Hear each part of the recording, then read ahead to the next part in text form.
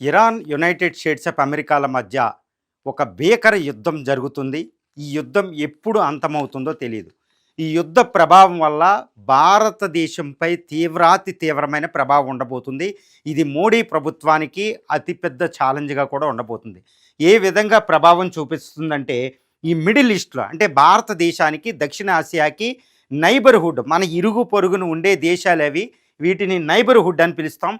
ఈ ఎక్స్టెండెడ్ నైబర్‌హుడ్‌లో జరిగే ఒక ప్రపంచంలోనే అతిపెద్ద మహాయుద్ధం, సూపర్ పవర్స్ ఇన్వాల్వ్ అయిన యుద్ధంలో ఈ యుద్ధ ప్రభావం భారత్‌పై తీవ్రంగా ఉంటుంది. అంటే 7 విధాలుగా ఈ ప్రభావం ఉండబోతుంది. భారతదేశానికి ముఖ్యంగా చూడాలంటే భారత్‌కి సంబంధించి భారతీయులు 1,00,00,000 మంది వరకు, సుమారు 90 లక్షల నుంచి 1,00,00,000 మంది ప్రవాస భారతీయులు గల్ఫ్ కోఆపరేషన్ కౌన్సిల్ ఈ గల్ఫ్ దేశాల్లో ఉంటున్నారు. వీళ్ళతో పాటు మనకేంటంటే ఈ గల్ఫ్ దేశాలతో పాటు ముఖ్యంగా చెప్పాలంటే ఈ గల్ఫ్ దేశాల్లో ఉంటున్నారు. ముఖ్యంగా Saudi Arabia, Bahrain, Kuwait, Qatar ఈ ప్రాంతాల్లో ఎక్కువ మంది భారతీయులు ఉంటారు. దాంతోపాటు యుఏఈ, అదేవిధంగా మిగిలిన గల్ఫ్ దేశాలైన మిగిలిన దేశాల్లో కూడా భారతీయులు ఉంటారు. మొత్తం 90 లక్షల మంది. ఈ 90 లక్షల మంది ఏంటంటే ముఖ్యంగా అన్‌స్కిల్డ్, సెమీ స్కిల్డ్ పీపుల్ అనమాట. అంటే United States of America, Europe, Japan వెళ్ళినట్టు IT employees, highly skilled people కాదు.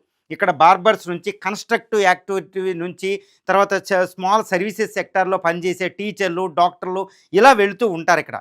ఈ 90 లక్షల మంది జీవనోపాధి ఈరోజు ఆపదలో పడింది. ఎందుకంటే ఈ ఇరాన్ యుద్ధం, ఇరాన్ ఏం చేస్తుంది